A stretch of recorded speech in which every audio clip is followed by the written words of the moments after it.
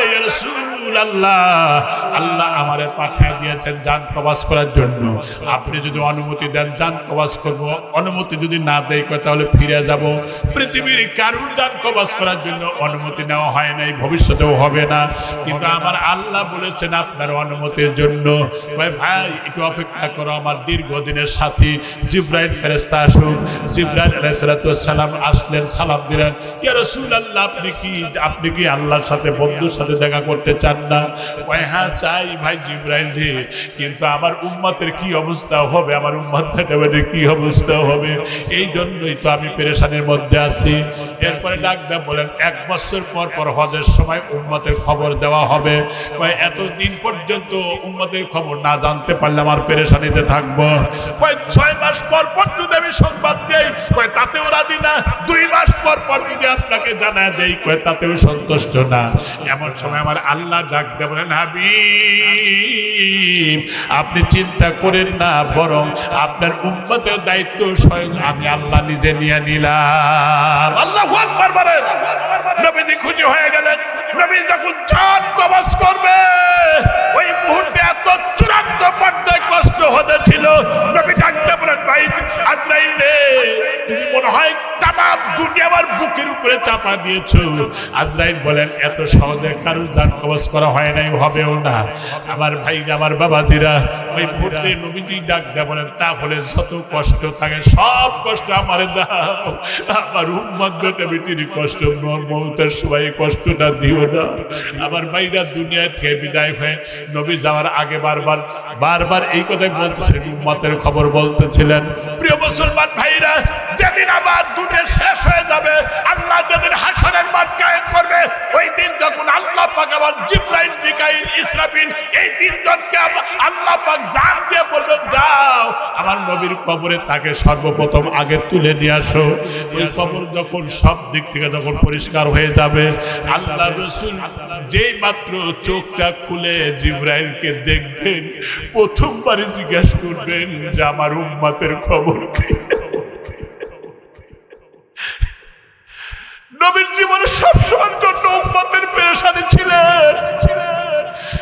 কিতাবের মধ্যে আছে, মিশকাতের হাদিসে পড়েছি, আল্লাহ পাক তাকে বিশাল একটা স্বর্ণের আসন দিবেন, কিন্তু নবী বলবেন না।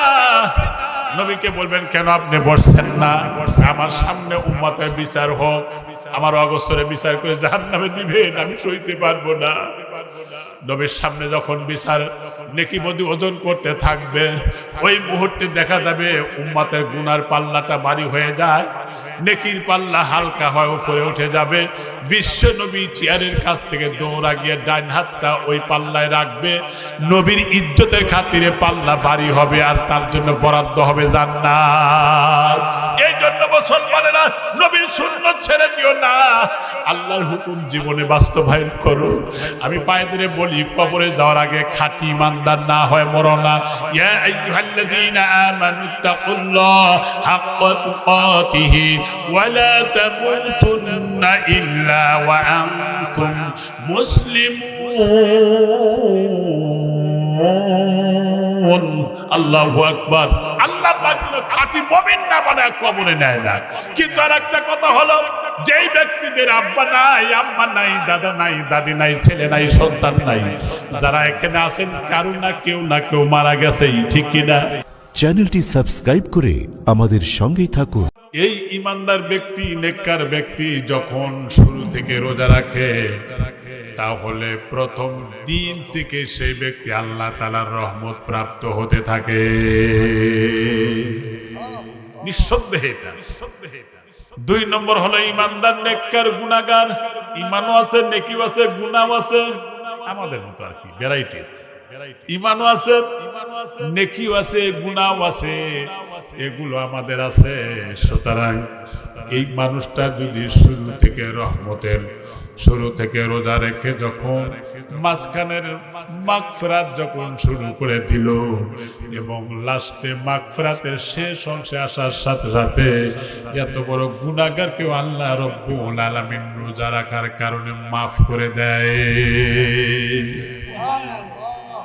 কত বড় কথা, এটা পরিষ্কার হাদিস। তিন নম্বর হলো ইমানদার আর নেককার, না ইমানদার আর গুনাহগার। প্রথম নম্বর ইমানদার নেককার, দুই নম্বর ইমানদার নেককার গুনাহগার, আর তিন নম্বর ইমানদার গুনাহগার। ঈমান আছে, নেকি বলতে কিছুই নাই। এত বড় গুনাহগার ব্যক্তিও যখন শুরু থেকে রহমতের 10 দিন, মাগফিরাতের 10 দিন পেরিয়ে এসে যখন মাগফিরাতের নাজাতের অংশে এসে যখন পদার্পণ করলো, আমার ভাইরা, আল্লাহ রসুল বলেন এই মানুষটাও যদি লাস্টের নাজাতের পুরা অংশ যদি পূরণ করতে সক্ষম হয়, আল্লাহ রব্বুল আলামিন এই ব্যক্তিকেও মাফ করে জান্নাতের সনদ দিয়ে দেয়। এই জন্য ইমানদারও 3 প্রকার। এই মাসকে ভাগও করেছে, 3 ভাগে বিভক্ত করেছে। আচ্ছা, রোজা দিলেন তাকওয়ার জন্য, কিছু আমল আছে করণীয় আর কিছু আছে বর্জনীয়। করণীয় কি? নামাজ পড়ো, এটা কার হুকুম? আল্লাহ পাকের। এটা করণীয়। যাকাত দাও, কার হুকুম? এটা করণীয়, এটা নির্দেশ। হজ করো, এটা করণীয় আমল। লাব্বাইক আল্লাহুম্মা লাব্বাইক ইন্নাল হামদা, এই দোয়া পড়ো, এটা করণীয় আমল। আরাফার ময়দানে অবস্থান করো, এটা করণীয় আমল। যাকাত দাও, এটা করণীয় আমল। তারপরে উযু করো, করণীয় আমল। খুব ভালো করে বুঝবেন কিন্তু এটা করণীয় আমল। এরপরে বৈঠক করো, আত্তাহিয়াতু পড়ো, এটা করণীয় আমল। আল্লাহু আকবার বলো, এটা করণীয় আমল। এগুলো কি আমল? এটা খুব গুরুত্বপূর্ণ সাবজেক্ট, কিন্তু এটা করণীয় আমল। এটা আমরা করি, এটা কিন্তু আমরা করি, আল্লাহ করতে বলেছেন, এটা আমরা করি।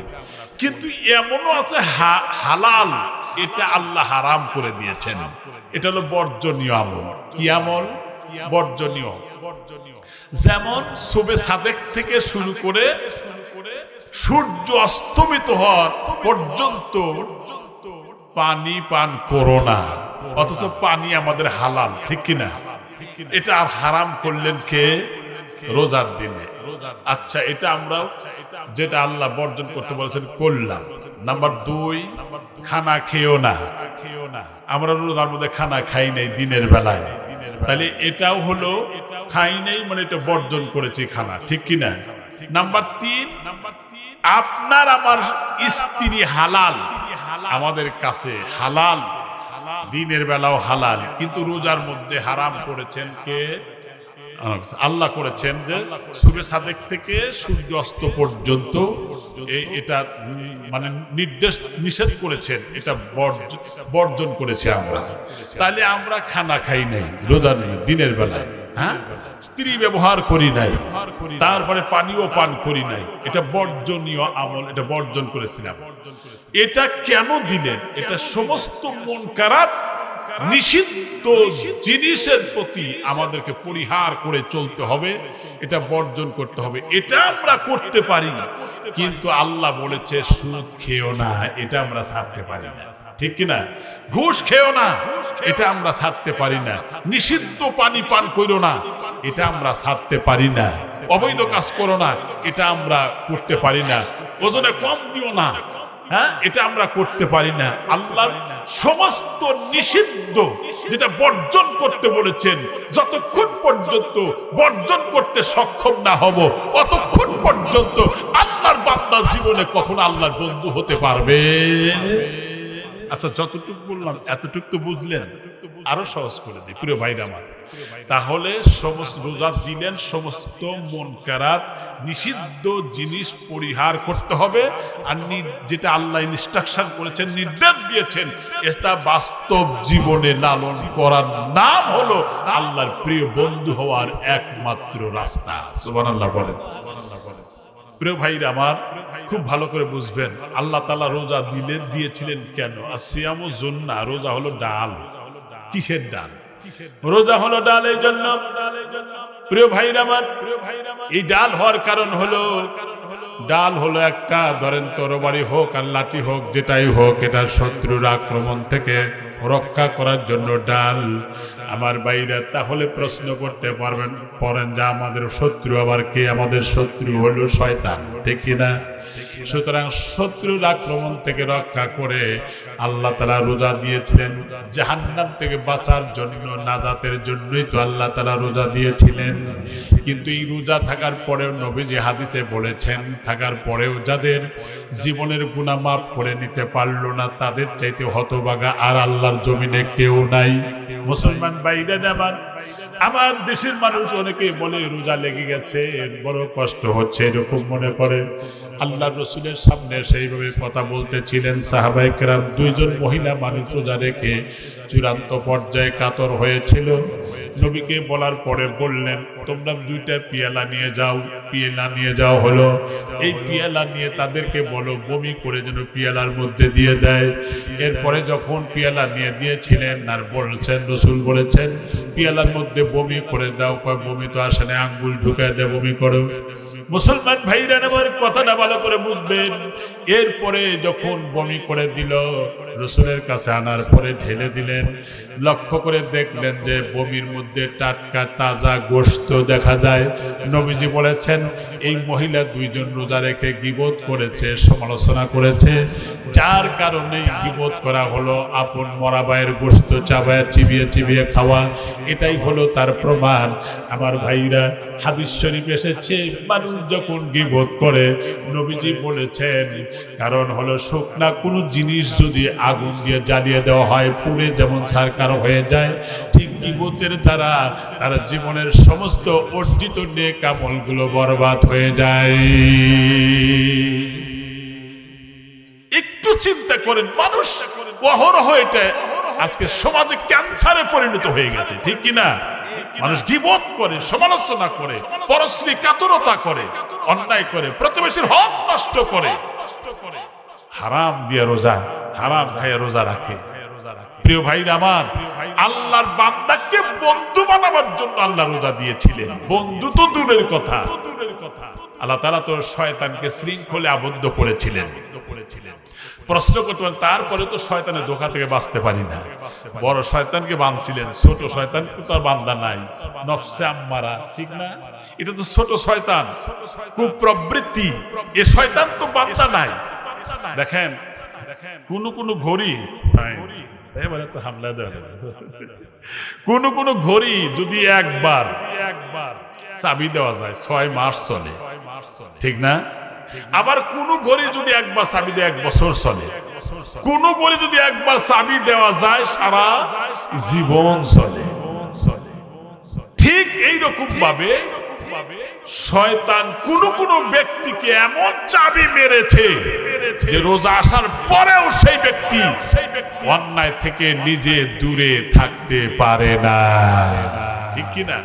আচ্ছা বলেন তো, রোজার কষ্ট আছে না নাই? আছে। কষ্ট যেই জিনিস বেশি, পাওনাও তত বেশি। সুবহানাল্লাহ কয় না? কষ্ট যদি বেশি হয় তার পাওনাটাও তত বেশি। এর দ্বারা আমি বুঝাতে চাই আপনাদের আমার ভাইরা, এই যে কষ্ট, যে মা যখন ডেলিভারি করে, ডেলিভারি যখন পেইন শুরু হয়, ভুক্তভোগী মা ছাড়া কিন্তু কেউ জানে না কষ্টটা কেমন। কলিজা ছেঁড়া ব্যথা লেগে যায়, এরপরে ইনজুরি হয়ে যায়। ডেলিভারি পেইন যে চূড়ান্ত কষ্ট, এইটা ওই সময় যে মনে হয় যে আর মনে হয় আর ছেলে সন্তান নেবই না। কিন্তু যেই সমস্ত মা বোনদের সন্তান হয় না, বিয়ে হয়েছে 10 বছর 12 বছর হয়, একটা সন্তানের জন্য তার দিলটা মরুভূমি হয়ে যায়। সন্তান না থাকলে তার সংসারই ভেঙে যায়, এরকম হয় না? হয়ে যায়। অথচ একটা সন্তানের জন্য পেরেশান, কারণ সন্তান নেওয়াটা চূড়ান্ত কষ্ট, কিন্তু কষ্টের চাইতে পাওনাটা আরো বেশি। প্রশ্ন করতে পারেন, হুজুর আবার কিভাবে পাওনাটা কষ্ট?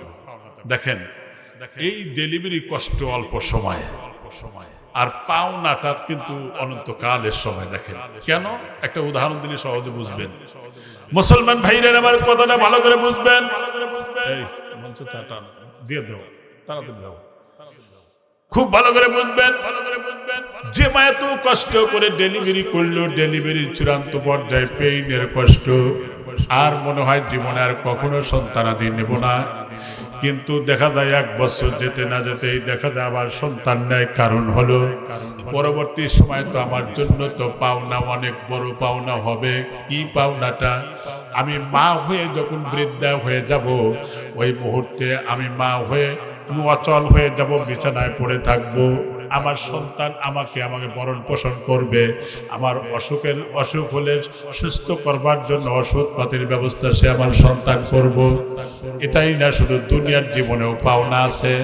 এরপরে শুধু তাই না, আমি যখন আল্লাহর আদালতে অ্যারেস্ট হয়ে যাব, আল্লাহর আদালতে অ্যারেস্ট হওয়া মানে সে দুনিয়া থেকে বিদায় হয়ে আল্লাহর জিম্মায় চলে যাবে, অ্যারেস্ট হয়ে যাবে। যখন পরকালে তো অনন্তকালের জন্য জাহান্নাম জান্নাত জাহান্নাম আছে, সুতরাং যাতে জাহান্নামে না যাওয়া লাগে, সুতরাং আল্লাহর আদালতে আমি যখন অ্যারেস্ট হয়ে যাব, ওই মুহূর্তে আমার ওই সন্তান আল্লাহর আদালত থেকে জামিনে মুক্তি করার জন্য সে আবেদন করবে। সুবহানাল্লাহ পড়েন।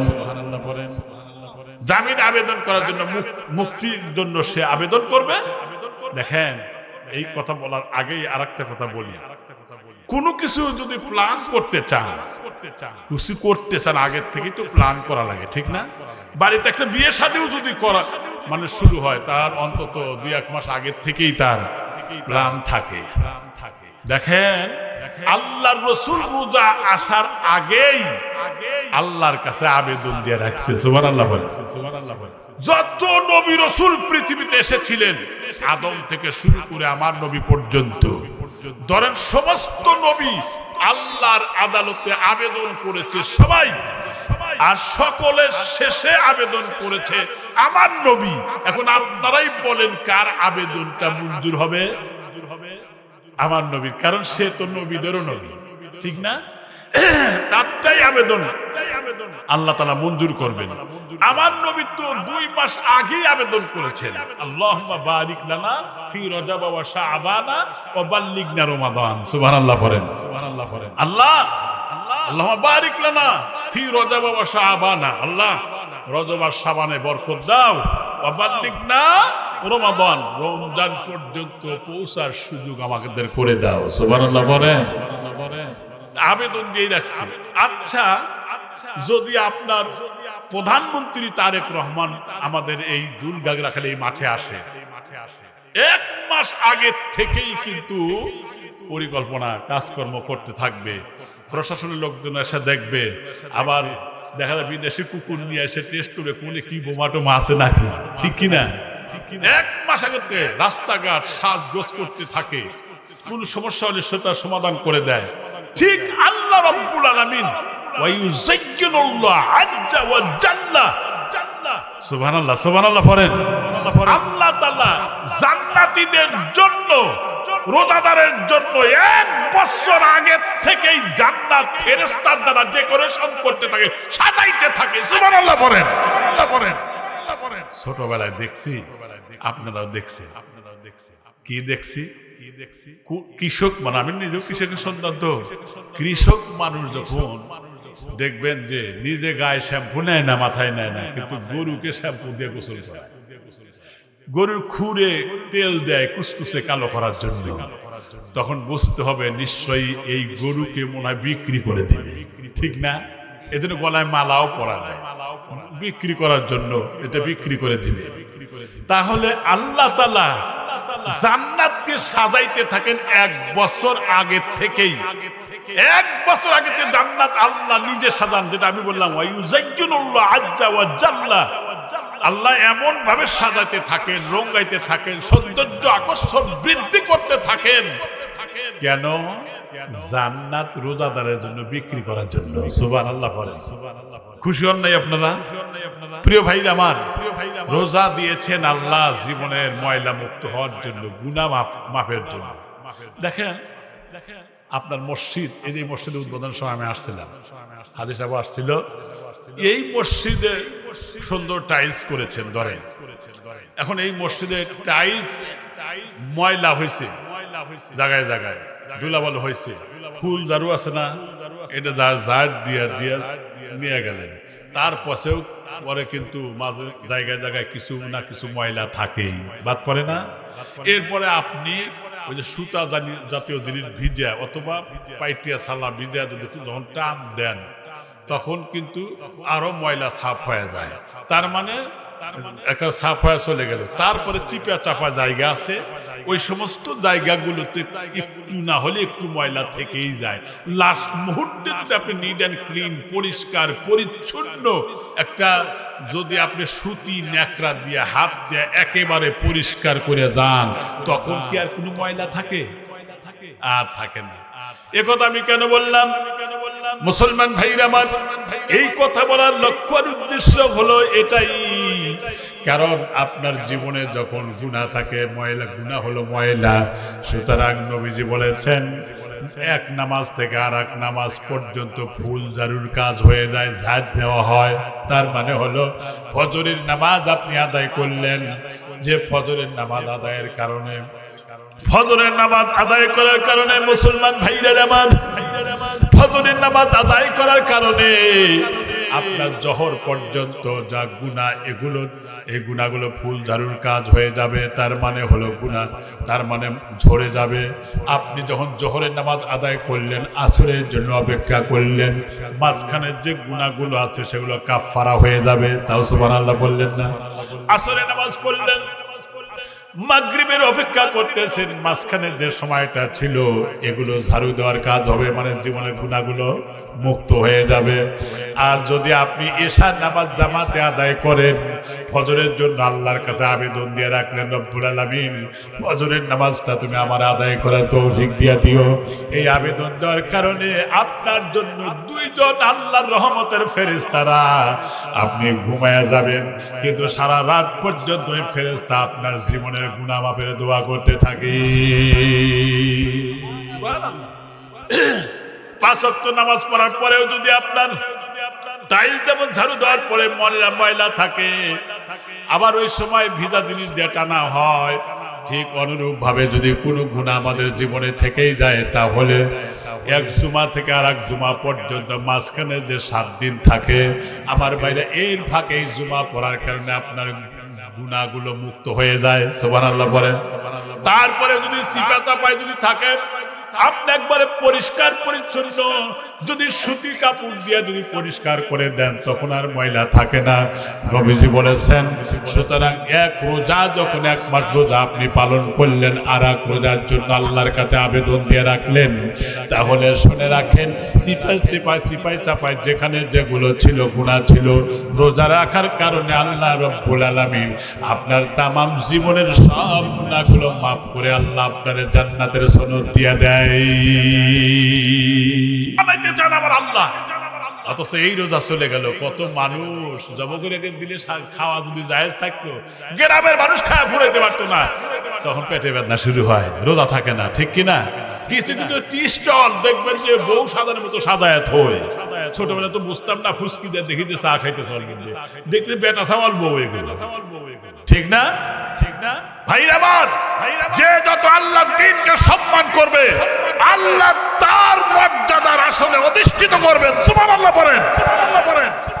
যেদিন আপনার আমলনামায় হাতে আসবে, সেদিন কি উপায় হবে আপনার?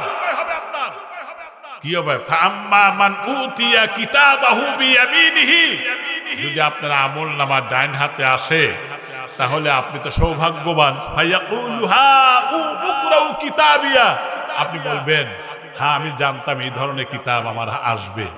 হ্যাঁ, ইন্নী যানানতু আন্নী মুলাকিন হিসাবিয়া, আমি জানতাম, ধারণা করতাম আমাকে হিসাবের সম্মুখীন হওয়া লাগবে। ফি ঈশাতির রাদিয়া, ডান হাতে আসার কারণে আল্লাহ এত সন্তুষ্ট হবে। ফি জান্নাতিন আলিয়া, সুউচ্চ মাকাম বিশিষ্ট জান্নাত আল্লাহ আপনাকে দান করবে। সুবহানাল্লাহ, সুবহানাল্লাহ। আর যদি বাম হাতে আসে, দেখেন, যদি ডান হাতে আসে, আল্লাহ তখন ডাক দেখি বলবেন, কুলুব ওয়াশরাবু হানিআম বিমা আসলাফতুম ফিল আইয়ামিল খালিয়া। আল্লাহু আকবার বলেন। সংক্ষেপ করে নিয়ে আসতে খুব ভালো করে বুঝবেন মুসলমান ভাইরা আমার। আল্লাহ পাক বলবেন বান্দারে বিগত জীবনে তোমাকে যে হায়াত নামক জীবন দিয়েছিলাম আমি, ওই জীবনকে তুমি মূল্যায়ন করেছো, সময়কে মূল্যায়ন করেছো। এই জন্য আজকে খাও, আনন্দ করো, ফুর্তি করো, পান করো, জান্নাতের যেথায় খুশি সেখানে তুমি যাও, আরাম করো, খাও। আল্লাহ পাক বলেন কুতুফুহা দানিয়া। আল্লাহ পাক বলেন তুমি যখন জান্নাতের মধ্যে অবস্থান করবে, লক্ষ্য করে দেখবে বিশাল বড় বড় উঁচু উঁচু কলা গাছগুলো থাকবে। প্রিয় ভাইরা আমার, ওই গাছ অনেক দূরে, ফলগুলো অনেক দূরে, পেরে খাওয়ার জন্য কোনো কোটা থাকবে না, ঢেলানো লাগবে না। বান্দা যখন খাবার জন্য ইচ্ছা পোষণ করবে, সাথে সাথেই সেই ফলগুলো গাছটা নুয়ে পড়বে, আপনার মুখের কাছে যে হাজির হবে। অভিমান করে বলবে রব্বুল আলামিন, তুমি বলেছো মা তাশতাহি আনফুসুকুম, তুমি বলেছো জান্নাতীদের মন যা চায় তাই পাবে, আমি তো পেরে খাবো না, সিলা খাবো না। আল্লাহ তোমার কাছে আবেদন করছি। আল্লাহ রব্বুল আলামিন বলেন বান্দারে তুমিও তোমার আশা আমি পূরণ করে দিব। চূড়ান্ত অবস্থায় তার মুখের কাছে আমার আল্লাহর কুদরতি শক্তির মাধ্যমে খাবার তার মুখের মধ্যে ঢুকিয়ে দিবে। সুবহানাল্লাহ, সুবহানাল্লাহ। এই সামান্য কয়েকদিনের দুনিয়া নিয়ে এত আল্লাহ করো, ফুর্তি করো, ফেস্টিভ্যাল করো। আইনা তাযহাবুন, কোথায় যাও যুবক? আজকে কোরআনের মাধ্যমে হয়, তোমার কি কবরের কথা স্মরণ হয় না? আহা, দেখেন বিশ্ববিখ্যাত একজন দায়ী মাওলানা তারিক জামিল, পাকিস্তান তার বাড়ি, বিশ্ববিখ্যাত একজন দায়ী, আল্লাহর দায়িত্ব পালন করে। সেই মানুষটার একটা কিতাবে আমি দেখলাম, লেখা কিতাবের মধ্যে দেখলাম যে কবর যে আযাব যে সত্য, আযাবি কবরে হাক্কুন, কবরে আযাব যে সত্য, there is no doubt in it, এর মধ্যে কোনো সন্দেহের অবকাশ নাই। তিনি বাস্তব প্রত্যক্ষদর্শীদের কাছে শুনেছেন। তুরস্কে এক কবরস্থানে একজন মারা গেছিল, গভর্নর, তুরস্কে বাড়ি। তিনি আবার খালি সুদের কারবার করতেন। এই লোকটা মারা যাওয়ার পরে কবর খনন করার পরে যখন লাশটা নামায়া দিবে, ঠিক ওই মুহূর্তে বিষাক্ত বিষধর সাপ, কবর থেকে দুই সাইড থেকে দুইটা সাপ বের হয়, ফনা উঁচু করে। প্রিয় ভাইরা আমার, এমন ভাবে ফনা উঁচু করে, তখন ভয়ের ঠেলায় লাশটা ওখানটা সরায় নেয়, দূর থেকে মাটি কাটি চাপা দেয়, আর একটা কবর খনন করে। দ্বিতীয় কবরে যখন নামাইতে যায়, সেখানে আরো ভয়ঙ্কর সাপ, যেন চোখটা অগ্নিস্ফুলিঙ্গ বের হচ্ছে, ওখান থেকে দূর থেকে মাটি মুটি চাপা দিয়ে সরে যায়। আর এক কবর খনন, একটা না 36টা কবর খনন করার পরেও দেখা গেল প্রত্যেক কবরে সাপ বের হয়। অবশেষে সিদ্ধান্ত দিল এই লোকটা সুদের কাজ করেছে, এই লোকটা অবৈধ কাজ করেছে, অবৈধ ইনকাম করেছে। দুনিয়াতেই তার এটা দেখাচ্ছে, নজিরান আল্লাহ দেখাচ্ছেন।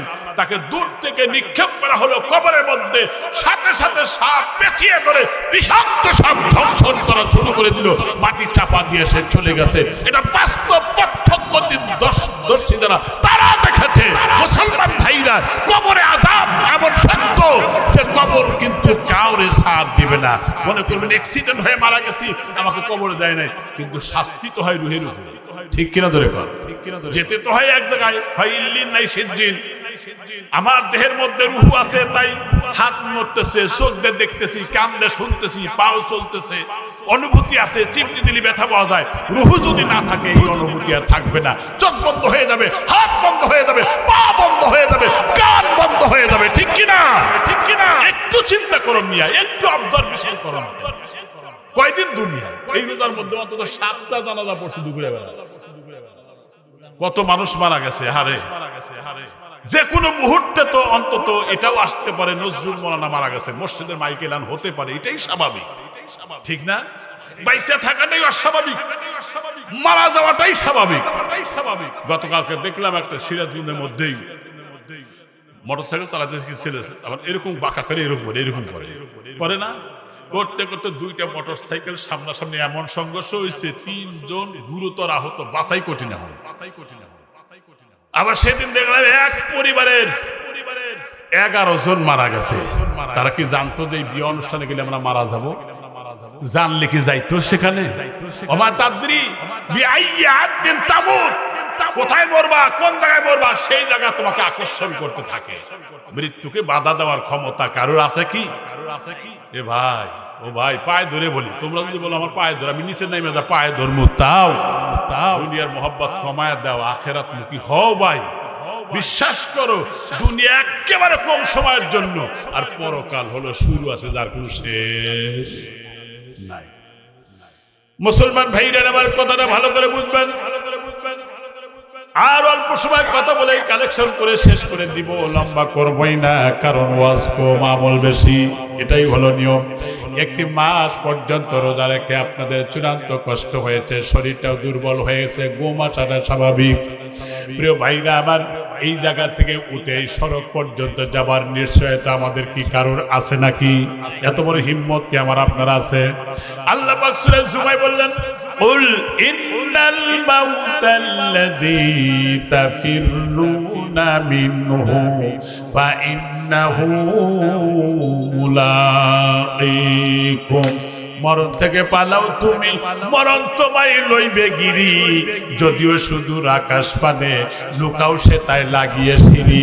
এ মহারোগের চিকিৎসক নেই, নেই কেউ ওষুধ জগতে। খুঁজিয়ে কাতর হইলে কি হবে, পারিবে না তারে ফিরাতে। ঠিক কিনা? কার ক্ষমতা আছে মালাকুল মউত এসে ফিরে দেই? কার ক্ষমতা আছে? একবার সুলাইমান আলাইহিস সালাতু ওয়াস সালাম, দাউদ নবীর সন্তান, আপনাদের জানা আছে, নবীর বেটা নবী হবে। তো যখন বাবা হয় বলতেছে সবাই আমাদের, আমি নবী হব, আমি নবী হব। কিন্তু আল্লাহকে বলেন, আল্লাহ এখন কি করি? সন্তান তো 17 জন আমার, তাহলে কাক দিব, আর কে মারামারি করবে, কে রাগারাগি করবে, কে মন খারাপ করবে? আল্লাহ পাক তখন বললেন, 3টা প্রশ্ন করো 17 জনকে, যে প্রশ্নের উত্তর দিতে পারবে সেই নবী হবে। সুবহানাল্লাহ পড়েন।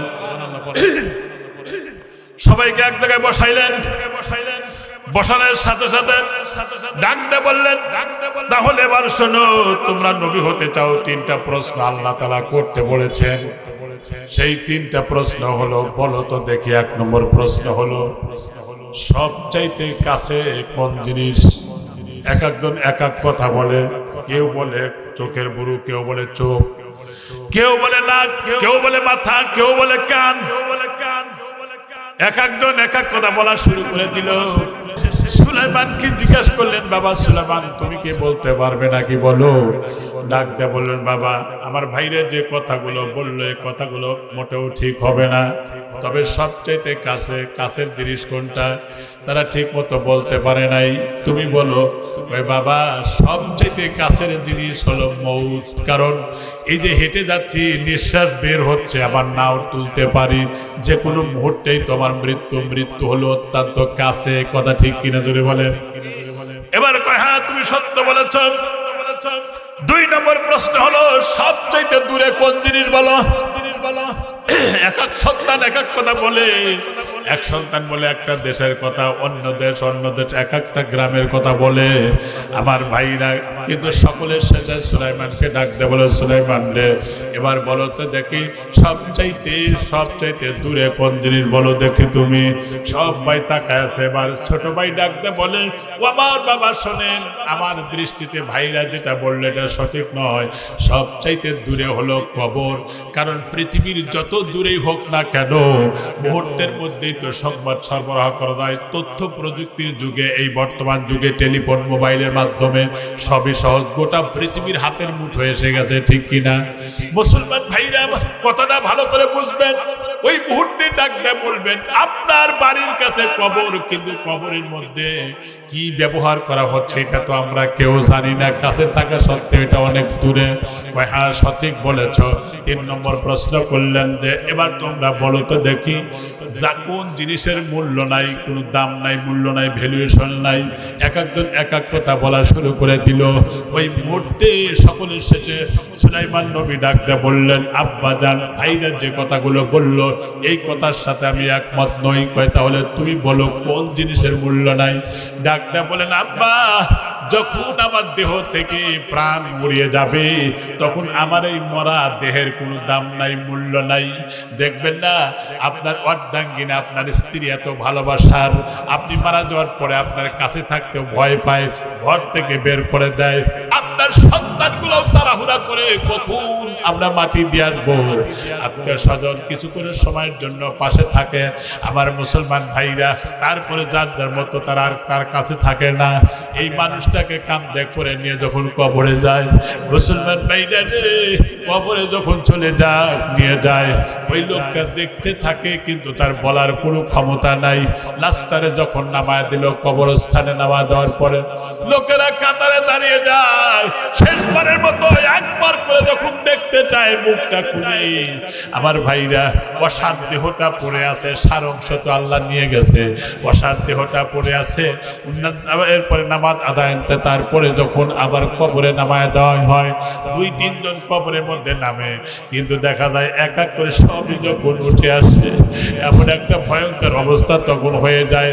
তার মনে যাত না যার পেরেশানি দুনিয়ার কেউ জানে না। মুসলমান ভাইরা আমার, যেই মাত্র কবরের মধ্যে নামা দিয়া যখন 40 কদম আসতে না আসতে আতাহু মালাকান, 2 জন ফেরেশতা চলে আসবে, তাকে উঠে বসাবে, তারে জিজ্ঞাসা করবে মার রব্বুকা মা দীনুকা মান নাবিয়ুকা, তোমার রবকে, তোমার দিন কি, তোমার নবীকে বলো। এই লোকটা যদি ইমানদার হয় তাহলে সাথে সাথে তার জবানে এসে যাবে। লোকটা যদি বেঈমান হয়, মুনাফিক হয়, বেনামাজি হয়, লোকটা বলবে হাইহাত আল্লাহ আদরি, হাইহাত আল্লাহ আদরি, না আমি কিছুই জানি না, আমি কিছুই জানি না।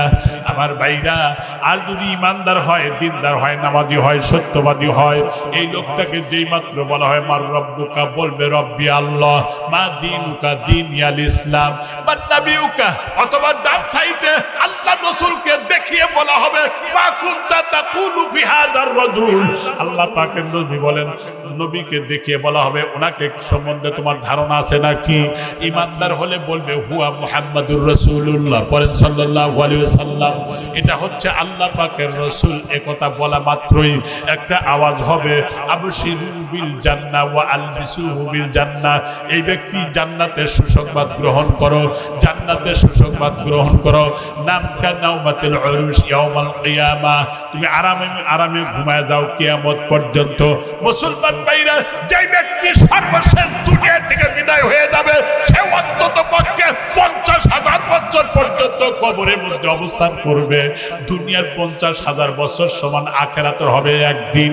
এতদিনের 50,000 বছর সর্বনিম্ন সর্বশেষ যখন কবরে যাবে, সেও এতদিন পর্যন্ত থাকবে। ইমানদারা ঘুমিয়ে যাবে, কিন্তু কাফের বেঈমান এবং মুনাফিক এবং বদ আমলীরা কবরের মধ্যে শাস্তি পেতেই থাকবে, শাস্তি পেতেই থাকবে। আবার মুসলমান ভাইরা, এই জন্য কবরের সামান আমাদের গোছানোর দরকার আছে না নাই? জোরে বলেন, আছে না নাই? এ মুসলমান ভাইরা রে, আল্লাহ রাসূলকে যারা ওরা কাফের বেঈমানরা পর্যন্ত, বেঈমানরা আল্লাহকে, আল্লাহ রাসূলকে উপহাস করতো, কটূক্তি করে কথা বলতো। আমার ভাইরা, একবার হযরত বিলাল রাদিয়াল্লাহু তাআলা আনহু মসজিদে যখন আযান হচ্ছিল, আযান দিতেছিলেন, একজন লোক তার নাম হলো আবু মাহজুরা, উনি তখন এই আযান ভেঙাইতেছিল, আল্লাহু আকবার, আল্লাহু আকবার। বিলাল যেই মাত্র বলে তারপর পরে উপহাস করে আযানটা ভেঙাইতেছিল, শেষ পর্যন্ত ভেঙাইল, কিন্তু তার কণ্ঠটা দারাজ কণ্ঠ। আল্লাহ রাসূল সাল্লাল্লাহু আলাইহি ওয়াসাল্লাম ওই সময় সাহাবীকে ডাক দিয়ে বললেন, সাহাবী শোনো, কোন ব্যক্তি দারাজ কণ্ঠে আযান দিল, আযানকে ভেঙাইল, ওই লোকটাকে ডাক দিয়ে আমার কাছে নিয়ে আসো। সাহাবায়ে কিরাম তাকে ধরলেন, আবু মাহজুরাকে ধরলেন, এরপরে তাকে ডেকে কাছে নিয়ে আসলেন। আল্লাহ রাসূল সাল্লাল্লাহু আলাইহি সাল্লাম আবু মাহজুরার মাথার সামনের চুলটা এইভাবে ধরলেন আর বললেন, তুমি কি বলতেছিলে বলো, আযান বিলাল যা যা বলতেছিল সেটা বলতেছিলে বলো। আর কথা বলে না, মাথার চুল ধরেছেন স্বয়ং আল্লাহ রাসূল, বলো বলো, এবার বলে না। এবার ওই মুহূর্তে ডাকতে বলে, তোমার কোনো ভয় নাই, তোমার কোনো পেরেশানি হওয়ার কারণ নাই, তুমি শুধুমাত্র বলো আল্লাহু আকবার, আল্লাহু আকবার, এই শব্দটা উচ্চারণ করো। আবু মাহাজুরা বললেন আল্লাহু আকবার, আল্লাহু আকবার, বললেন বলো এবার আশহাদু আল্লা ইলাহা ইল্লাল্লাহ। এবার আবু মাহাজুরা বললেন উচ্চ কণ্ঠে আশহাদু আল্লা ইলাহা ইল্লাল্লাহ। এবার বলো আশহাদু আন্না মুহাম্মাদুর রাসূলুল্লাহ। এবার তিনি আশহাদু আন্না মুহাম্মাদুর রাসূলুল্লাহ বললেন। হাইয়া আলাস সালাহ, হাইয়া আলাস সালাহ, এক এক করে পুরো আযানটা রাসূল ট্রেনিং দিলেন। ওই মুহূর্তে আযান শেষ হওয়ার সাথে সাথেই আবু মাহাজুরা কাফের লোকটা ডাক দেয়, বলে ওগো আল্লাহর নবী, আপনি যখন আমার মাথার উপরে হাত দিয়েছেন তখনই তো আমার গোটা দেহটা শীতল হয়ে গেছে। যেই মাত্র আপনি আযানের শব্দগুলো আমাকে শিখিয়ে দিলেন, সাথে সাথে আমার দিলের মধ্যে উকিঝুঁকি মারতেছে। আর দেরি করবেন না, আপনার হাতটা বের করে দেন, আমি কালেমা পড়ে মুসলমান হয়ে যাই। নবী তো কাফেরদেরকে ঈমানের পথে দাওয়াত দিতেন, ব্যবহার খারাপ দেখেন না, তাকে ডাক দিয়ে আযানের তালকিন দিলেন। আযান শেষ হওয়ার সাথে সাথে বললেন আমি কালেমা পড়বো, একটা শর্ত আছে। কি শর্ত? শর্ত হচ্ছে বেলাল যেই মসজিদে আযান দেয় ওই মসজিদে আমাকে মুয়াজ্জিনি দিতে হবে। সুবহানাল্লাহ পড়েন। ঠিক বেলাল চলে যাওয়ার পরে আল্লাহ রাসূল তাকে ওয়াদা দিলেন, তুমি ওই মসজিদের মুয়াজ্জিন হবে। সে মুয়াজ্জিন হয়েছিলেন আমার ভাইরা, কিন্তু আল্লাহ রাসূল তার মাথার চুল যেই জায়গায় ধরেছিলেন, জীবিত থাকাকালীন অবস্থায় ডান দিকে কাটতেন, বাম দিকে কাটতেন, পিছনে কাটতেন, কিন্তু যেই কয়টা চুল রাসূল ধরেছিলেন ওই চুল মরার আগ পর্যন্ত কাটে নাই। তিনি লম্বা হওয়ার কারণে বেঁধে বেঁধে মাঝখানে দিয়ে পাগড়ি বেঁধে নামাজ পড়তেন। বললেন সাহাবীরা তুমি কাটো না কেন? না আমি কাটতে পারি না, কারণ আমার রাসূল তার হাত দিয়ে আমার মাথার চুল ধরেছিলেন। রাসূলের মর্যাদাকে লক্ষ্য করে যেই রাসূল আমার চুল ধরেছেন সেই চুল আমি কখনো খুর লাগাইতে পারি না, যেই রাসূল আমার চুল ধরেছেন সেই চুল আমি কর্তন করতে পারি না। এটা রাসূলের মর্যাদা ইজ্জতের কারণে এটা আমি করব না। আমার মুসলমান ভাইরা, আল্লাহর রাসূলকে যারা কটূক্তি করেছে, অপমান করেছে, কিন্তু রাসূল তাদেরকে সুন্দর করে বুঝিয়ে ঈমানের পথে এনেছেন। এই জন্য আজকে যেখানে আসলে ঈমানটা বৃদ্ধি হবে, যেখানে আসলে আজকে ঈমানটা সুন্দর হবে, যেখানে আসলে পরকালের ভয় হবে, সেই জায়গায় মানুষ আসতে অনীহা করে কেন? তার মানে বুঝতে হবে তার দিনের মধ্যে ঈমানের চেতনা এখনো পর্যন্ত জাগ্রত হয় নাই। রোজা আসার পরেও আল্লাহর বান্দারা বন্ধুতে পরিণত হতে পারে নাই, ঠিক কিনা? এটা অত্যন্ত দুঃখজনক।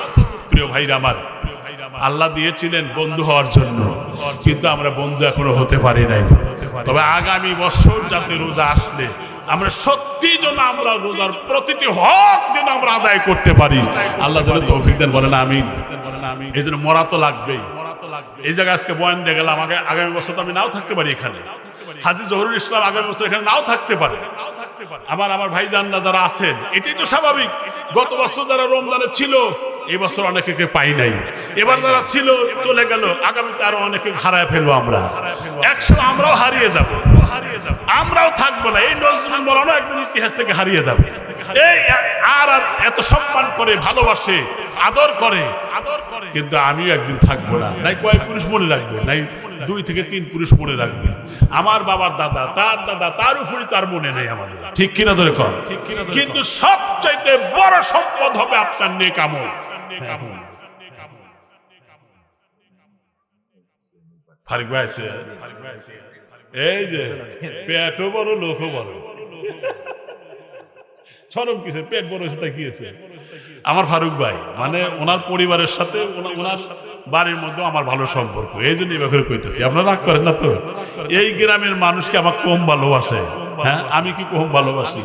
যে বন্ধু বান্ধব এইরকম তো রসিকতা হতেই পারে। তো উনি ইনশাল্লাহ এই বছর কিন্তু ইউনিয়ন পরিষদের চেয়ারম্যান নির্বাচন করার আশা পোষণ করতেছে। ইনশাল্লাহ আপনাদের এলাকারই মানুষ সবাই চিনেন তো ইনশাল্লাহ। আমাদের ফারুক ভাই সামনে দেখবেন, আপনার কথা কয়ে দিলাম, সামনে তো দেখবেন ইনশাআল্লাহ। আল্লাহ তৌফিক দেন, বলেন আমিন। প্রিয় ভাই আমার, আমি আর লম্বা করব না। হ্যাঁ, লাস্ট মুহূর্তে যে কথাটা বলতে চাই, যে কথা আমি বলতেছিলাম যে কবর অপেক্ষা যে কোনো মুহূর্তে আমাদের কবরে যেতে হবে, ঠিক কিনা? এজন্য কবরে সামানা গোছার দরকার আছে না নাই? মান দানা নাফসাহু, রাসূলের হাদিসে আসছে যে ব্যক্তি মৃত্যুর পরবর্তী জীবনের জন্য যারা সামানা গোছায় এরাই হলো প্রকৃত জ্ঞানী। এই জন্য প্রতিটি মুহূর্তে জিকির আজগার, প্রতিটি মুহূর্তে আল্লাহর হুকুমকে সামনে রাখবেন, হারামকে বর্জন করবেন, হালাল পন্থায় জীবন যাপন করবেন। পারবো তো ইনশাআল্লাহ? তাহলে আপনার মৃত্যু এত সহজ হবে। আমার একটা কথা মনে পড়লো, বলতে ইচ্ছে করতেছে, বলি। কথাটা হলো আল্লাহর রাসূল এক সময় তিনি একাকী হয়ে বসে আছেন, স্ত্রীরাও পাশে নেই। এই মুহূর্তে জিবরাইল ফেরেশতার আগমন, আশ্চর্য হয়ে গেলেন। জিবরাইল এসে বলতেছেন, ইয়া রাসূলুল্লাহ, আপনার এলাকায় কি আপনি জানেন কেউ কি মারা গেছে? কেন এই কথা বলছেন? কেন আরশ পর্যন্ত থরথর করে কাঁপতেছে। সুবহানাল্লাহ পড়লেন না? মৃত্যুর কারণে আরশ কাঁপতেছে, মৃত্যুর কারণে আরশ পর্যন্ত থরথর করে কাঁপতেছে। চিন্তা করেন। তাহলে রাসূল বলেন, তাহলে দেখি তো আমার, হ্যাঁ আমি দেখি তো। ওনার এক সাহাবী ছিল সাদ বিন আবি ওয়াক্কাস রাদিয়াল্লাহু তাআলা, দেখি তার অবস্থাটা একটু জেনে নিই। অসুস্থ ছিলেন। তিনি চলে গেলেন, তার বাড়ির বাইরে থেকে ডাক দিলেন। ডাক দিয়ে বলেন, সাদ আসো। ঘরের মধ্যে থেকে এক মহিলা কণ্ঠ ভেসে আসলো। উনি তো কিছুক্ষণ আগে দুনিয়া থেকে বিদায় হয়ে গেছেন। আপনার আগমনের অবস্থা আমরা জানতে পেরেই আমরা পর্দার ভিতরে ঢুকে পড়েছি। আপনি দেখতে পারেন ওই অমুক ঘরের মধ্যে আছে। নবীজি অমনি তার দিলের মধ্যে আটকে উঠলেন, সাদ মারা গেছে। এটা কোন সাদ? তাকে আপনারা জানেন, সাদ বিন আবি ওয়াক্কাস। তিনি একজন মাতৃভক্ত সন্তান ছিলেন। মাকে এত ভালোবাসতেন, এত ভালোবাসতেন, জীবনের চেয়ে কোনো অংশে মনে হয় কম না, এত ভালোবাসতেন, ভক্ত ছিলেন। কিন্তু এই মা যখন জানতে পারলো আমার এই সাদ বিন আবি ওয়াক্কাস উনি কালেমা পড়ে মুসলমান হয়ে গেছে, তখন মা প্রতিজ্ঞা করলো, অনশন করলো। কি অনশন? যতক্ষণ পর্যন্ত কালেমা ছেড়ে না দিবে অতক্ষণ পর্যন্ত আমি সাদের মা হয়ে এক পেয়ালা পানিও পান করব না এবং খানাও খাবো না। এই প্রচন্ড অগ্নিঝরা সূর্যের কিরণ এই বালুর উপরে পড়তেছে, এখানে মারা যেতে পারি, তাও আমি যাব না। বিকেল বেলা যখন হয়ে গেল ওই মুহূর্তে বড় ভাই এসে ডাকতে বলে, ভাইরে শোন, তুই না তো মাকে ভালোবাসোস, ওই মা কিন্তু অনশন করতেছে, অগ্নিঝরা সূর্যের কিরণ পড়তেছে বালুর উপরে, ওই জায়গায় মা কিন্তু আজ মারার মতো হয়ে গেছে। যা যা যা সে শর্ত দিয়েছে যে তুই কালেমা ছেড়ে দিবি। ডাকতে বলেন, ভাইজান শোনো, মা কোন জায়গায় আছে? কয় অমুক জায়গায় আছে, চলো যাই। সন্তান যখন কাছে চলে গেল, যাওয়ার সাথে সাথে ডাকতে বললেন, ও মা তুমি কি অনুসরণ করছো, কি বলতেছো বলো। ডাকতে বললেন, আমার বলার একটাই কারণ হলো তুমি কালেমা পড়েছো, এটা আমার পছন্দ না। তুমি যতক্ষণ পর্যন্ত কালেমা ছেড়ে না দিবে ততক্ষণ পর্যন্ত আমি মা পানিও পান করব না, খানাও খাবো না। সন্তান ডাকতে বলে, মা শোনো, আমার সিদ্ধান্তটা জানো। আমি যেই কালেমা পড়েছি, কালেমার যে শান্তি আর শিকড় যে আমার দিলের মধ্যে গজে গেছে, ও মা শুনে রাখো, আমার ভিতরে তো 5টা আত্মা, তোমার ভিতরেও 5টা আত্মা। শোনো, আল্লাহ রাব্বুল আলামিন যদি 1000 যদি আত্মা দিতেন, চূড়ান্ত কষ্টের মধ্যে দিয়ে আমার সামনে তোমার একটা একটা করে জান যদি বের হয়ে যায়, তবু যে কালেমা আমি পড়েছি একটা মুহূর্তের জন্য এই কালেমা আমি ছেড়ে দেব না। আল্লাহু আকবার। কারণ আমার কালেমাটা এত মহব্বতের যে কালেমা আমার সুন্দর পথ দেখাচ্ছে। আমি কালেমা পড়ার পরে আমার দৃষ্টিভঙ্গি চেঞ্জ হয়ে গেছে। সুবহানাল্লাহ পড়েন, সুবহানাল্লাহ পড়েন। দেখেন, এই যে রোজা রাখলেন, কি আর বলবো আপনাদেরকে, আমি নিজে পড়েছি, চোখ ভালো মন ভালো, এই বইয়ের নাম ইমাম গাজালি লেখা। এখানে একটা কিতাবে আসছে, কোন মানুষ যদি পর নারীর দিকে কুদৃষ্টি থেকে হেফাজত করতে পারে তার চোখকে, 1000 রাকাত নফল নামাজ পড়ার চাইতেও কুদৃষ্টিকে হেফাজত করার বেশি সওয়াব। কিন্তু আজকে এই দৃষ্টি দিয়ে আমরা কত গুনাহ করি, ঠিক না? এই দৃষ্টি দিয়ে এত গুনাহ করি আমরা। মুসা আলাইহিস সালামের সময় যখন বৃষ্টি হয় না, অনাবৃষ্টি খরার কারণে ফল ফসল সব নষ্ট হয়ে যাচ্ছিল, ওই মুহূর্তে আল্লাহ পাক বললেন, মুসা তুমি আমি আল্লাহর কাছে বৃষ্টি প্রার্থনা করে দোয়া করো, কিন্তু জাতিকে জানায় দাও সবাই যেন আসে, কিন্তু ওই ব্যক্তিরা যেন না আসে যারা গুনাহগার। তিনি ঘোষণা দেওয়ার সাধারণত অর্ধেকের বেশি লোক চলে গেল। তারপরে বললেন, যার কম কম গুনাহ যদি থাকে সেও আসলে কিন্তু বৃষ্টি হবে না। সব চলে গেল, আর একজন বাকি রইল, সেই লোকটা আবার অন্ধ। ডাক দিয়ে বলেন, মুসা আল্লাহর পয়গম্বর, আমার দেখেন এটা যদি অপরাধ হয় তাহলে আপনার সাথে আমিও হাত তুলে দোয়া করতে পারবো না। কি অপরাধ তোমার বলো? ভাই, আমি একবার রাস্তা দিয়ে হাঁটতেছিলাম, হাঁটতে হাঁটতে দেখলাম একটা বাড়ির একটা ঘর খোলা, ওই ঘরের সামনে একজন সুন্দরী নারী দাঁড়িয়ে ছিল। হঠাৎ করে আমার চোখটা সেখানে পড়ে গেল, কিন্তু দেরি করে এই চোখটা আমি ফিরে নিয়ে এসেছি।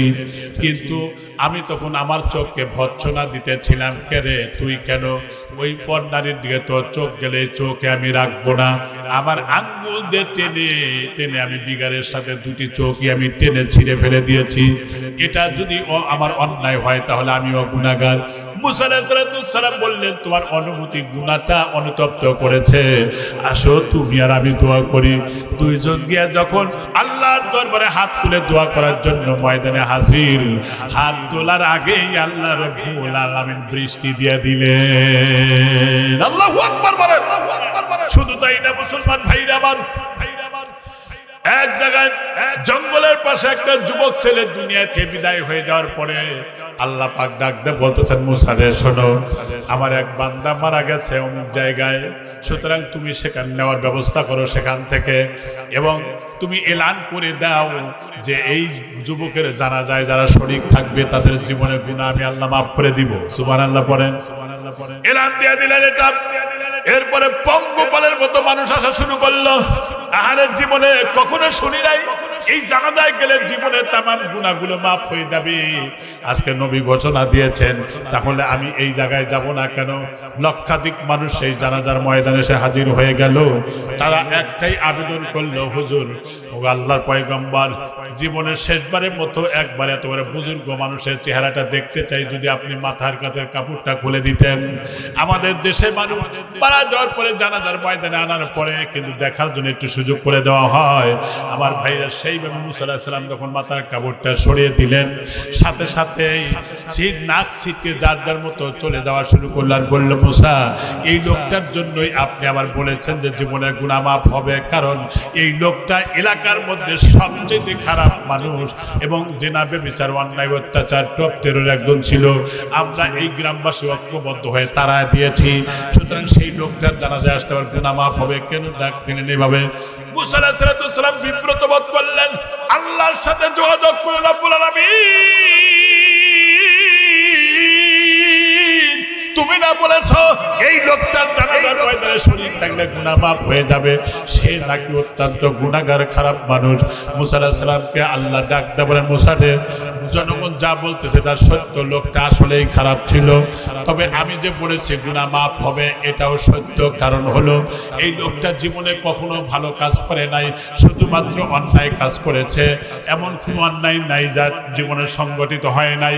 কিন্তু একবার তিনি এই জঙ্গলের পাশে প্রচন্ড জ্বরে ভুগতে ছিল, ওই সময় মৃত্যুর অন্তিম মুহূর্তে ওই সময় সে বলতেছিল, আরে আমার যদি বাপ মা থাকতো, আত্মীয় স্বজন থাকতো, মরার সময় চতুর্দিকে বসে বসে কোরআন তেলাওয়াত করে কেউ বা মুখে পানি দিত। আজকে আমার কেউ নাই, জীবনে একটাবার আল্লাহকে ডাক দেয় নাই।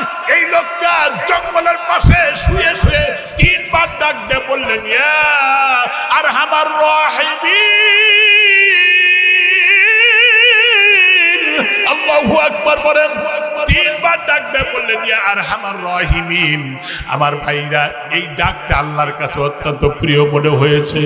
আল্লাহ পাক ডাক দেন, মুসা রে, এই লোকটা 3 বার যে দিল থেকে আমারে ডাক দিয়েছে, আমি আল্লাহ রব্বুল আলামিন ডাকে সাড়া দিয়ে ওর জীবনের গুনাহ মাফ করে আমি ওরে জান্নাতি করেছি। এদের ডাকো। এই যে গভীর রাত হয়ে যায়, নাক ডাকা ঘুম পারি, কিন্তু আগামী সকাল আমাদের হবে কিনা জানি না। পারলে এই যে রোজার মাস গেল সবচেয়ে সহজ ছিল তাহাজ্জুদের নামাজ আদায় করা। খানা খেতে উঠছেন ওই সময় তো তাহাজ্জুদের সময়, আপনি 4 রাকাত কমপক্ষে 4 রাকাত নামাজ পড়েন।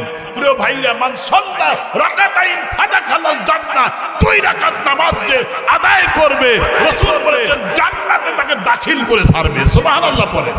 সবাই পাও 2 রাকাত নামাজ পড়ো, সবাই পাও 4 রাকাত নামাজ পড়ো, কোরআন তেলাওয়াত করো, জিকির আজকার করো। একবার যদি তোমার আমলনামায় সুবহানাল্লাহর আমল বেশি থাকে, এটার জন্যই পরকালে নাজাতের ফয়সালা হয়ে যাবে। সুবহানাল্লাহ বলেন। আর আজকে আমাদের এটা হয় না, আজকে রোজা বের হয়ে বাড়া গেছে, আনন্দ ঠেলায় বাসে না। কিসের আনন্দ? আনন্দ তো রোজাদারের জন্য 1 মাস রোজা রেখেছি, আর একটা আমল করে শুকরানা 2 রাকাত ওয়াজিব নামাজ পড়ে আল্লাহ শুকরিয়া আর একটা আদায় করলাম। আদায় করি এর মানে এই নয় আজকে রোজা চলে গেছে, বক্স বাজায় ড্যান্স দেওয়া হচ্ছে, আনন্দ করা হচ্ছে, মাইক বাজানো হচ্ছে, বেহায়া পোনা মোবাইল দেখে এবং মেয়েরা পর্যন্ত পেপার দেয় রাস্তাঘাটে। আমি একটা মাহফিল করে আসতাম সাতবাইরে, সেখান থেকে আসার সময় এই রাত করে অসংখ্য নারী আর পুরুষ রাস্তায় দাঁড়ায় মোবাইল দেখতেছে, প্রেমালাপ করে। কিন্তু এটার জন্য আল্লাহ তোমাকে দুনিয়া বানায় নাই, অন্য নারীর দিকে তাকাবার জন্য আল্লাহ তোমার চোখ দেয় নাই, তোমার হাত তো এই জন্য দেয় নাই নারীকে দর্শন করবে, তোমার পা এই জন্য দেয় নাই এই পাও দিয়ে হেঁটে গিয়ে গুনাহ করবে। আল্লাহ তোমার পাও দিয়েছে ভালো জায়গায় যাও, মসজিদে যাও, মাদ্রাসায় যাও, দিনের কাজ করো, তাহলে প্রত্যেকটা মুহূর্তে তোমার আমলনামায় চলে আসবে। সুবহানাল্লাহ। প্রিয় ভাইরা আমার, সাদ বিন আবি ওয়াক্কাস মা মারা গেলেও কালেমা ছেড়ে দিবে না। এরকম কালেমাওয়ালা তাদের রক্তের উপরে ইসলামের পতাকা উড্ডীন হয়েছিল, আর সেই ইসলাম মাংনা পাইছি বলে আজকে আমাদের দরদ নাই। আজকে গ্রামের মাহফিল কবরস্থানে এই কয়জন মানুষ বসে আছি, এটা অত্যন্ত দুঃখ এবং ভারাক্রান্ত হৃদয় আমি কথাটা বলতেছিলাম।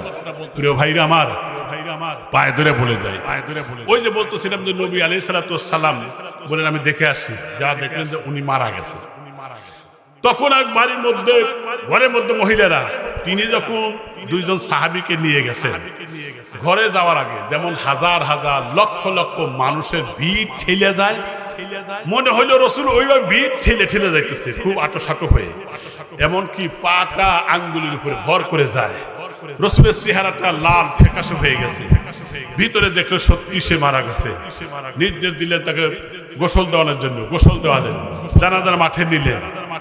যখন বললেন তোমরা তার লাশটাকে তোলো, একটু খাটোখাটো মানুষ ছিল, একটু মেদ ভুড়ি ছিল, কিন্তু ওজন থাকার কথা। সাহাবীরা যখন কাঁদতে নিলেন, মনে হলো একেবারে পাতলা। তখন কেউ কেউ মনে মনে বলতেছিল এই লোকটা কি মুনাফিক হয়ে গেছে নাকি? রসুল বলে না, এমন কথা বলো না, তোমরা তো দেখো না আমি নবী যা দেখি আমার চোখ দিয়া, নবুয়তের চোখ দিয়া, তোমরা তা দেখো না। আমি নবী যা জানি তোমরা তা জানো না, আমি বিশ্ব নবী দেখতেছি। এই সাদের মৃত্যুতে আল্লাহ পাকের আকাশ আরশ থরথর করে কাঁপতেছে।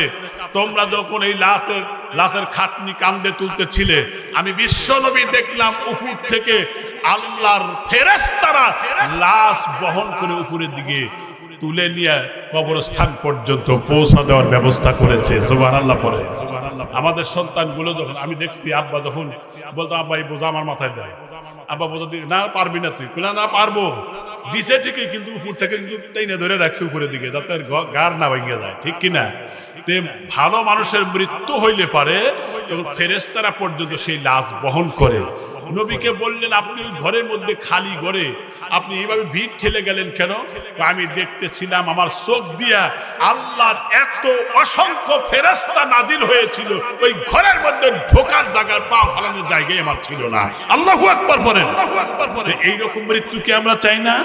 প্রিয় ভাইরা আমার, এই জন্য আমার অনুরোধ, নবী আলাইহিস সালাতু ওয়াস সালাম কত পেরেশানির মধ্যে দিয়ে গেছেন দেখেন।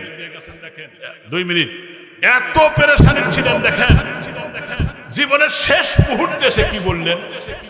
লোকজনের ডাকা হলো, ঘর বোঝাই, মসজিদ বোঝাই, বললেন তোমরা যদি কেউ আমার কাছে কিছু পেয়ে থাকো, আমি ঋণ মুক্ত হতে চাই, হয়তোবা আমি এখানে আর থাকতে পারবো না। এই কথা বলার পরে নবীর বিয়োগ ব্যথা সইতে না পেরে সাহাবায়ে কেরামের মধ্যে কান্নার রোল পড়ে গেল। প্রিয় ভাইরা আমার, এমন সময় বললেন তোমরা যদি কেউ আমার কাছে কিছু পাও তাহলে আমার কাছে নিয়ে নাও।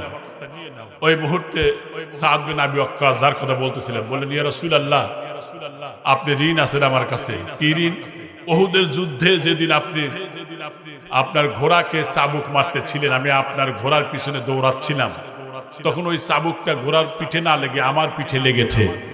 আমি চাই আপনাকেও পিঠে চাবুক দিয়ে আপনাকে ঋণ মুক্ত করতে চাই। এ কথা বলা মাত্রই হযরত ওমর ব্যাঘ্র মূর্তি ধারণ করে অজান্তেই তরবারি খাপের কাছে গিয়ে তরবারি বের করে উঁচু করেছে। এত বড় সাহস, তুই আমার নবীকে আঘাত দিতে চাস? নবী বলেন, উসকুতি আমার থামো। মুহূর্তের মধ্যে তিনি একেবারে নত হয়ে গেলেন, থেমে গেলেন। হযরত আবু বকর বললেন, ভাইরে, তোমার যদি প্রতিশোধ নেওয়ার এতই দরকার থাকে তাহলে তুমি আমাকে একটার পরিবর্তে 10টা বেত্রাঘাত করো, কিন্তু আমার অসুস্থ এই নবী, আমার কলিজা, আমার ঈমান, তার গায়ে আঘাত দিও না। সাহাবায়ে কেরাম সকলে বললেন, আমাদের আঘাত দিয়ে দাও, যত ইচ্ছা তোমরা আঘাত দাও, কিন্তু আমার নবীকে নয়। কয়, না না না, যে ঋণ আছে তাকেই পরিশোধ করতে হবে। নবী ডাক দিয়ে বলেন, সাহাবীরা একজন একটা কথাও বলবেন না। সবাই কান্না শুরু করে দিলেন। ওই মুহূর্তে আল্লাহ রাসূল সাল্লাল্লাহু আলাইহি ওয়াসাল্লাম নিজে বিশ্ব নবী এরপরে বললেন, ঠিক আছে, তুমি আমার আগে আঘাত দাও। সাহাবী বললেন, ইয়া রাসূলুল্লাহ, উহুদের যুদ্ধে যে ব্যবহার করেছিলেন যে চাবুকটা, লাল রঙের ওই চাবুকটা দিয়ে তো আমি আঘাত করতে চাই। ঘরের মধ্যে ফাতেমা কান্দে, আয়েশা সিদ্দিকা বলেন, এত বড় দুঃসাহসকার।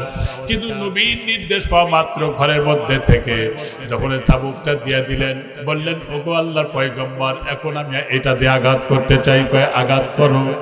এবার সাহাবী ডাক দিয়ে বললেন, ওগো আল্লাহর রাসূল, যেদিন আমার গায়ে আঘাত লেগেছিল সেই দিন আমার শরীরের মধ্যে কোনো জামা কাপড় ছিল না, খালি শরীর ছিল।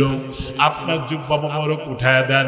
নবী ডাক দিয়ে বলেন, তাহলে আড়ালে যেতে হবে, কারণ 40 জন মহিলার যেই লজ্জা না আছে তার চেয়ে বেশি লজ্জা হলো আমার নবী, কারণ লজ্জা হলো ঈমানের একটা অংশ। মুসলমান ভাইরা আমার, শেষ মুহূর্তে নবী বলেন, চলো আড়ালে যাই। এদিকে সাহাবায়ে কেরামের মধ্যে কান্নার রোল পড়ে গেল। নবী বললেন, তোমরা কেঁদো না, আমার ঋণ মুক্ত হতে দাও। কত বড় তিনি ভয় করেছিলেন। আড়ালে যাওয়ার পরে আল্লাহ রাসূল যখন জুব্বা মোবারকটা তুলে দিলেন, ওই মুহূর্তে সাহাবী পিছনে বসে ওই চাবুকটা চুমো দিয়ে আস্তে করে নিচে রেখে বুকের মধ্যে জড়িয়ে ধরে আল্লাহ রাসূলের ঘাড়ের পিছনে 2টা নবুয়তের মোহর ছিল, ওটা বারবার চুমো দিতেছিলেন আর বললেন, ইয়া রাসূলুল্লাহ, এত বড় সাহস নেই যে আমি আপনাকে আঘাত দিব, তবে আমার বড় ইচ্ছে ছিল আপনার নবুয়তের মোহরটা দেখা। শুধুমাত্র জানছিলাম আছে, আজকে দেখলাম না, শুধু চুমাও দিয়ে আল্লাহ রাসূল এই মুহূর্তে ওই সাহাবীর মাথায় হাত দিয়ে পিঠে আস্তে করে থাপ্পড় দিয়ে বললেন, সাহাবীরে, আমার নবুয়তের মোহর চুমো দিয়েছো, জাহান্নাম তোমার জন্য চিরতরে হারাম হয়ে গেছে। মুসলমান ভাইরা আমার, বাবাজিরা আমার, বিশ্ব নবী সাল্লাল্লাহু আলাইহি সাল্লাম একবার সিংহায় লাগিয়েছিল। এরপরে যে মরা রক্তটা বের হয়েছিল, সাহাবীকে বললেন, এটা এক জায়গায় পুঁতে রাখো। কিছুক্ষণ পরে যখন ওই সাহাবী চলে আসলেন, নবী বললেন, কোন জায়গায় পুঁতে রেখেছো? কয় যে হা হুনা এই জায়গায়। ডাক দিয়ে বলেন, ইয়া রাসূলুল্লাহ, আমি চাইছিলাম না যে আপনার রক্ত জমিনে পুঁতে রাখি, আমি আপনার সাহাবী হয়ে সেই এই রক্তটা ঢকঢক করে গিলে ফেলেছি। এত মধু, এত স্বাদ আমার জীবনে কখনো অনুভব হয় নাই, আমি খেয়েছি। নবী ডাক দিয়ে বললেন, তোমার নবীর রক্ত তোমার দেহের মধ্যে ঢুকে পড়েছে, চিরদিনের জন্য জাহান্নামের আগুন হারাম হয়ে গেছে। আমার মেয়েরা, উম্মে আইমান নামক একজন দাসী ছিল। আল্লাহ রাসূল গভীর রাতে পেশাব করে যখন ঘরের মধ্যে একটা গ্লাসে রেখেছিলেন, ওই মুহূর্তে গভীর রাতে সুঘ্রাণ মৌ করতেছে। উম্মে আইমান তখন তার পিপাসা লেগেছিল, পানি মনে করে ঢোক ঢোক করে খেয়ে ফেললেন, খুব স্বাদ মনে হলো। সকালবেলা আল্লাহ রাসূল ডাক দিয়ে বললেন, উম্মে আইমান রে, এই গ্লাসের মধ্যে, এখানে বর্তনের মধ্যে পেশাব করে রেখেছিলাম। উম্মে আইমান ডাক দিয়ে বলেন, ইয়া রাসূলুল্লাহ, এটা তো ফেলে দিয়েছি। কয়, কোথায় ফেলে দিয়েছো? এবার তিনি বললেন, আমার ভিতরে হা হুনা এই জায়গায় আমি গিলে ফেলেছি। আল্লাহ নবী ডাক দিয়ে বললেন, আমার পেশাব তোমার দেহের মধ্যে আছে, জাহান্নামের আগুন চিরতরের জন্য হারাম হয়ে গেছে। এ মুসলমান শোনো, এই কথাটা আমি বুঝাতে চাই। রাসূলের রক্ত দেহে গেলে যদি জাহান্নামের আগুন হারাম হয়ে যায়, পেশাব যদি তার ভিতরে যায়, তার জাহান্নামের আগুন যদি হারাম হয়ে যায়, আমার মুসলমান ভাইরা সেই নবীর আদর্শ দাড়ি কেন জাহান্নাম থেকে বাঁচাতে পারবে না? সেই নবীর আদর্শ টুপি, সেই নবীর আদর্শ সত্যবাদী, সেই নবীর আদর্শ তোমার বাস্তব জীবনে যদি লালন করো, জাহান্নামের আগুন তোমাদের জন্য হারাম হয়ে যাবে। আল্লাহু আকবার বলেন। প্রিয় ভাইরা আমার, জীবনের শেষ মুহূর্তে যেদিন দুনিয়া থেকে বিদায় হয়ে যাবে, হযরতে মালাকুল মউত এসে বারবার ডাকবে, বলে ইয়া রাসূলুল্লাহ, আল্লাহ আমারে পাঠিয়ে দিয়েছেন জান কবজ করার জন্য, আপনি যদি অনুমতি দেন জান কবজ করব, অনুমতি যদি না দেয় তাহলে ফিরে যাব। পৃথিবীর কারুর জান কবজ করার জন্য অনুমতি নেওয়া হয় নাই, ভবিষ্যতেও হবে না, কিন্তু আমার আল্লাহ বলেছেন আপনার অনুমতির জন্য। ভাই একটু অপেক্ষা করো, আমার দীর্ঘদিনের সাথী জিবরাইল ফেরেশতা আসুক। জিবরাইল আলাইহিস সালাম আসলেন, সালাম দিলেন, ইয়া রাসূলুল্লাহ, আপনি কি আল্লাহর সাথে বন্ধুর সাথে দেখা করতে চান না? হ্যাঁ চাই ভাই জিবরাইল রে, কিন্তু আমার উম্মতের কি অবস্থা হবে, আমার উম্মতের কি অবস্থা হবে, এই জন্যই তো আমি পেরেশানির মধ্যে আছি। এরপরে ডাক দেয়া বলেন, 1 বছর পর পর হজের সময় উম্মতের খবর দেওয়া হবে। এতদিন পর্যন্ত উম্মতের খবর না জানতে পারলে আমার পেরেশানিতে থাকবো। 6 মাস পর পর যদি আমি সংবাদ দেই, তাতেও রাজি না। 2 মাস পর পর যদি আপনাকে জানায় দেই, তাতেও সন্তুষ্ট না।